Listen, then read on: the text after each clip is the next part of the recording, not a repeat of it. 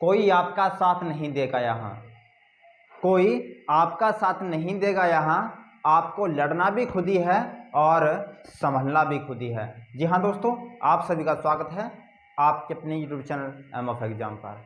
चलते हैं, हमने आपको अपनी पिछली वीडियो में आपको मिश्रण के बेसिक के बारे में आपको समझाया था। तो आपको स्टेप बाय स्टेप हम एक एक क्वेश्चन लेकर आपको समझाते हैं कि आपको किस प्रकार के क्वेश्चन मिलेंगे और आपको किस प्रकार क्वेश्चन को जमाना है और सॉल्व करना है। तो दोस्तों बने रहिएगा पूरी वीडियो में ताकि आपको सभी क्वेश्चनों की टाइप क्लियर हो सके। तो चलते हैं पहले क्वेश्चन पर, और पहला क्वेश्चन किस टाइप का है उसे समझते हैं। चलिए दोस्तों देखिए, पहला क्वेश्चन आपकी स्क्रीन पर है। देखिए दोस्तों क्वेश्चन क्या कहता है। क्वेश्चन कहता है कि 27.80 रुपये प्रति किलो के चावल 32 चावल प्रति किलो के चावल के साथ किस अनुपात में मिलाए जाएं कि मिश्रण का मूल्य 30 रुपये प्रति किलो हो जाए। देखिए दोस्तों, इसमें दो प्रकार के चावल थे जो कि मैंने आपको कल बताया था कि आपको चावल के ऊपर भी क्वेश्चन देखने को मिलते हैं। तो देखिए इसमें दो प्रकार के चावल थे। तो पहला प्रकार हो गया इधर और दूसरा हो गया इधर। आपको भी बिल्कुल इसी प्रकार क्वेश्चन को जमाना होगा जिस प्रकार मैं आपको करवाऊंगा। देखिए दोस्तों, पहले का जो चावल का मूल्य था वो था 27.80 और दूसरे का कितना था 32.40 रुपये प्रति किलो के चावल थे। ये दोनों अलग अलग, लेकिन क्वेश्चन कहता है कि इन दोनों को किस अनुपात में मिलाया जाए। मतलब इसको हम किस अनुपात में मिलाए कि हमारा जो मिश्रण है टोटल उसका जो मूल्य हो जाए कितना दोस्तों 30 रुपये प्रति किलो हो जाए। तो ये मिश्रण का मूल्य है, ये टोटल ओवरऑल एक मिश्रण है दोस्तों। तो उसे आपको बीच में ही रखना होगा और फिर आपको क्या करना है कि इस प्रकार से निशान लगाना होगा और 32 में से अगर 30 घटा दें तो कितना बचेगा दोस्तों 2.40 बचेगा। क्यों बचेगा? क्योंकि ये 32.40 जो सेकंड का मूल्य था वह मिश्रण से ज्यादा है। तो ज्यादा वाले में से आपको कम को घटाना है, तो यहां पर बचेगा 2.40। लेकिन अगर हम इसमें से इसे घटाएं तो यहां पर बचेगा दोस्तों 2.20।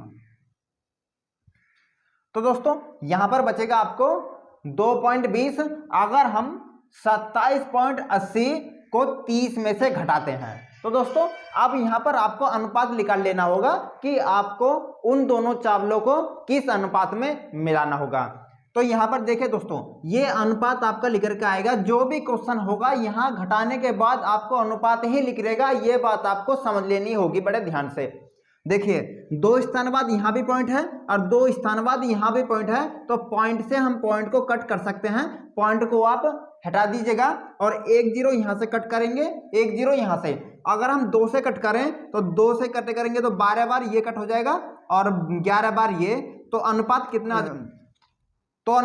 आ जाएगा दोस्तों? अनुपात आ जाएगा 12:11। अगर हम इस अनुपात में दोनों प्रकार के चावलों को मिलाएं तो हमारा क्रय मूल्य जो होगा मिश्रण का 30 रुपये प्रति किलो हो जाएगा। तो ये हमारा पहले टाइप का क्वेश्चन था जो आपको समझ में आ गया होगा। चलते हैं अगले क्वेश्चन पर, और अगला क्वेश्चन क्या कहता है उसे समझते हैं। देखिए दोस्तों, अगला क्वेश्चन जो आपकी स्क्रीन पर है ये क्वेश्चन बहुत ही इंपॉर्टेंट है आपके लिए, क्योंकि इसमें थोड़ा सा पिछले क्वेश्चन से डिफरेंट चीज दी गई है और आपको इस प्रकार के क्वेश्चन भी बहुत देखने को मिल सकते हैं। देखिए क्वेश्चन कहता है कि 60 रुपये प्रति किलो की चाय के साथ 65 रुपये प्रति किलो चाय को किस अनुपात में मिलाया जाए कि मिश्रण को 68.20 रुपये प्रति किलो की दर से बेचने पर 10% का लाभ हो। देखिए इसमें दोस्तों आपको कहा गया है कि हमारे पास दो प्रकार की चाय थी, पहले प्रकार की चाय और दूसरे प्रकार की चाय। लेकिन पहले और दूसरे का जो क्रय मूल्य दिया है वो दिया है 60 रुपये और 65 रुपये। लेकिन यहां पर दिया है दोस्तों, यहां पर दिया है 68.20 रुपये प्रति किलो की दर से बेचने पर। देखिए यहां पर आपको ये डायरेक्ट बीच में नहीं लिखना है, क्योंकि ये हमारा क्रय मूल्य नहीं दिया है, ये मिश्रण का विक्रय मूल्य दिया है, जबकि ये इन दोनों के क्रय मूल्य दिए गए हैं। तो आपको क्या करना है 68.20 रुपये प्रति किलो के हिसाब से जो हम चीनी बेचते थे उसे हम पहले क्रय मूल्य बनाएंगे। अब क्रय मूल्य कैसे बनाएंगे? तो हमें दोस्तों इसे बेचने पर 10% का लाभ होता है, तो 10% का लाभ होता है तो इसी 10% से हमको इससे क्या निकालना होगा दोस्तों, क्रय मूल्य निकालना होगा। तो अगर 10% का लाभ होता है तो 110 आपको बटे में लिखना है और गुणा 100 की करनी है। क्यों करना है जी ऐसे, क्योंकि 10% का लाभ होता है अगर हम 68.20 में बिकते हैं। तो अगर 100 में अगर हम 10 को जोड़ें तो 110 और क्रय मूल्य निकालने के लिए 100 की आपको गुणा करनी होगी ऊपर। तो देखिए दोस्तों यहां पर अगर हम 2 जीरो काटें, यहां पर देखिएगा कि ऊपर वाली संख्या में 2 स्थान बाद पॉइंट है तो नीचे 2 स्थान बाद अगर पॉइंट है तो 2 जीरो आ जाएंगी और 2 जीरो से 2 जीरो यहां पर कट हम कर सकते हैं। और देखिए दोस्तों एक जीरो से एक और जीरो कट हो जाएगी। अगर 11 से कट करेंगे तो 11 छिका 66 और 11 दूने 22। तो यहाँ पर अब जो मिश्रण का क्रय मूल्य आएगा वो आएगा 62 और वो ही आपको बीच में लिखना है।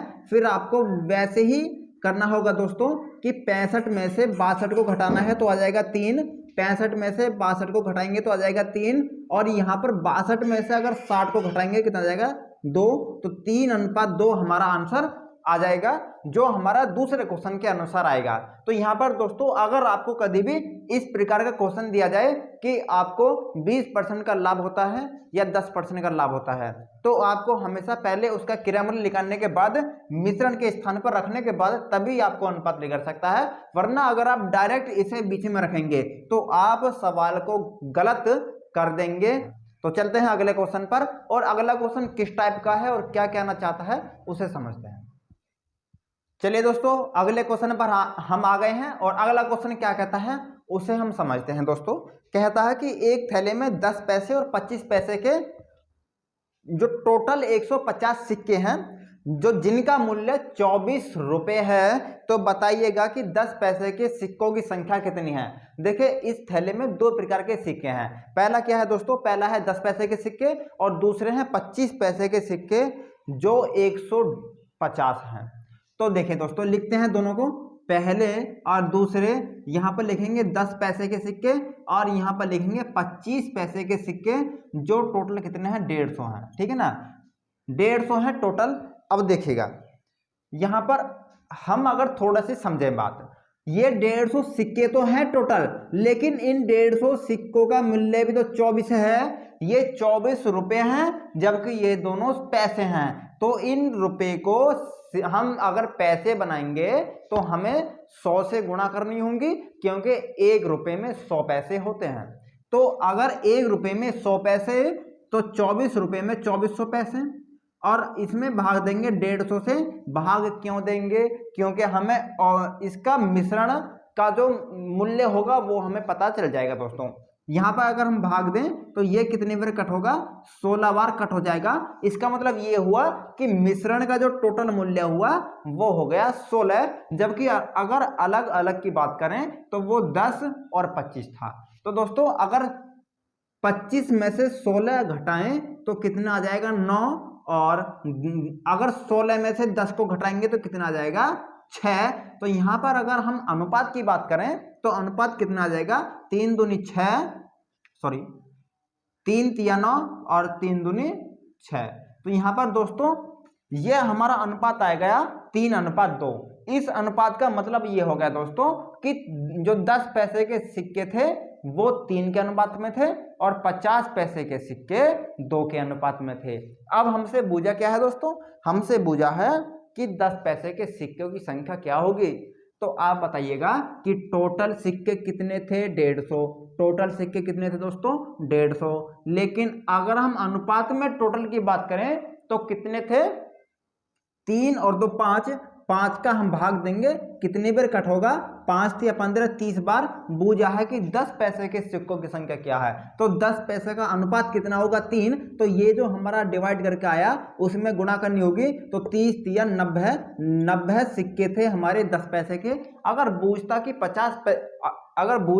कि 25 पैसे के सिक्के कितने थे तो हम 25 वाले यानी 2 में गुणा कर देते तो 30 दूनी 60 हमारा 25 पैसे के सिक्कों की संख्या आ जाती। तो दोस्तों ये थे हमारी आज की क्लास के इंपॉर्टेंट क्वेश्चन जो हमने अलग अलग टाइप पर चर्चा की है और मुझे पूरी उम्मीद है कि आपको ये तीनों टाइप आपको समझ में आ गई होंगी और आप इन टाइप को बार बार रिवीजन करने के बाद अपने दिमाग पर बैठा लोगे। तो दोस्तों हम अगली वीडियो में आपको इसी चैप्टर से संबंधित कुछ नए टॉपिक पर चर्चा करेंगे। तो मिलते हैं आपसे अगली वीडियो में, तब तक के लिए दोस्तों नमस्कार और जय हिंद।